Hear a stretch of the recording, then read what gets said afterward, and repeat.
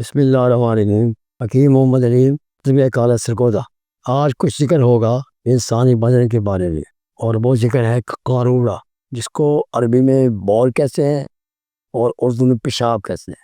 پانی پہلے جو پیا جاتا ہے وہ پہلے میزے بونس ہے، اور میزے بونس کا پھر اس کو کھانے کو رقیق کر کے پھر یہ کیلوز کی شکل اختیار کر لیتا ہے۔ کیلوز کہتے ہیں دودھ رنگ کی رطوبت کو جو آش جو کی مانند ہوتی ہے۔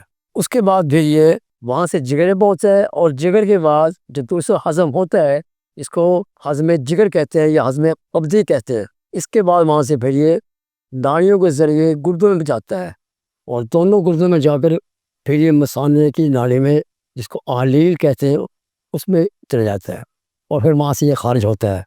مردوں کا بھی اور عورتوں کا بھی، ان کے اعضاء الگ الگ ہوتے ہیں۔ اس کے ساتھ ہے اصل میں قارورہ کہتے ہیں اس برتن کو جس میں پیشاب کیا جاتا ہے، یعنی شیشی ہوتی ہے وہ، تاکہ جو طبیب ہوتا ہے اس کو دیکھتا ہے، اور اس میں کیا دیتا ہے کہ اس کا رنگ کیا ہے، اور پھر دیتا ہے وہ قوام کیا ہے، گاڑھا ہے یا پتلا ہے۔ اس کے بعد دیتا ہے بو ہے، بعض کا بو بڑے بدبو ایسے ہوتی ہے جو قابل برداشت ہوتی ہے۔ یہ اس بات کی علامت ہے کہ مریض جو ہے نا اس کے معدے میں یا اس کی جگر اور مثانے میں فضول جو ہیں مادے پیدا ہو گئے ہیں، جس کی وجہ سے یہ پیشاب کی بو اس سے ہو جاتی ہے۔ چوتھی چیز ہے صفائی اور قدورت۔ کیا پیشاب صاف ہے یا گدلا ہے؟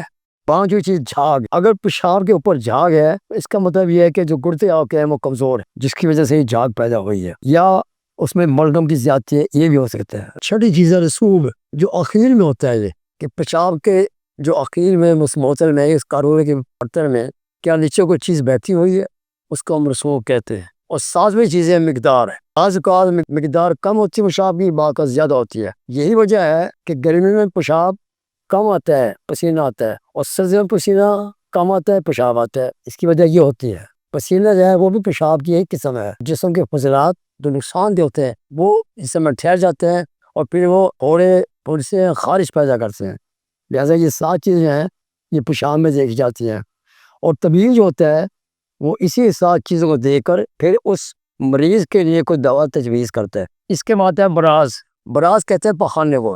براز عربی میں پخانے کہتے ہیں، اور اردو میں ہم پاخانہ کہتے ہیں۔ ہم جو غذا کھاتے ہیں یہ غذا جو جاتی ہے ہمارے ایک نالی ہے جس کو مری کہتے ہیں، ایک سانس کی نالی اور ایک مری جو ہے اس میں غذا جاتی ہے، اور یہ جا کر پھر معدے کے منہ کے ذریعے معدے میں داخل ہو جاتی ہے۔ وہاں یہ غذا جو ہے ہضم ہوتی ہے، اور ہضم ہونے کے بعد پھر یہی غذا کیلوز کی شکل اختیار کر لیتی ہے۔ کیلوز جو پہلے میں کہہ چکا ہوں سفید رنگ کی ہوتی ہے، رطوبت زیادہ۔ اس کو ماسا کر رگوں کے ذریعے جگر جو ہے نا وہ جذب کرتا ہے، اسے کہتے ہیں قوت جاذبہ، جذب کرنے والی۔ پھر جگر میں جا کے ایک ہضم اور ہوتا ہے جس کو ہضم قبضی کہتے ہیں۔ اس کے بعد اس میں سے جو براز ہوتا ہے گاڑھا، براز کی شکل ہوتی ہے، وہ آنتوں میں چلا جاتا ہے، اور باقی حصہ جو ہے نا پیشاب کی طرف چلا جاتا ہے، مثانے کی طرح۔ سوال ہوتا ہے رطوبت غریزی کیا ہے؟ یہ ہمارے اکثر جو طالبات ہیں اور طلباء ہیں یہ ان کے لیے خاص طور پر پروگرام ہم پیش کرتے ہیں۔ حرارت غریزی اور رطوبت غریزی یہ 2 چیزیں ہیں۔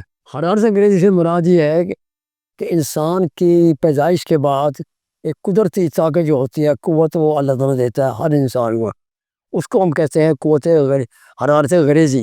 اور اس کے بعد جو رطوبت ہوتی ہے وہ خون کی شکل ہے۔ اس کی مثال یہ ہے کہ ایک جو دیا ہوتا ہے جس میں تیل ہوتا ہے سرسوں کا، اس میں ایک بتی ہوتی ہے، تیل بتی کھینچتی ہے اور اس کو ہم آگ لگاتے ہیں تو اسی حرارت بڑھتی ہے، اسے شعلہ بن جاتا ہے، اس کو ہم کہتے ہیں حرارت غریزیہ یا حرارت غریزی۔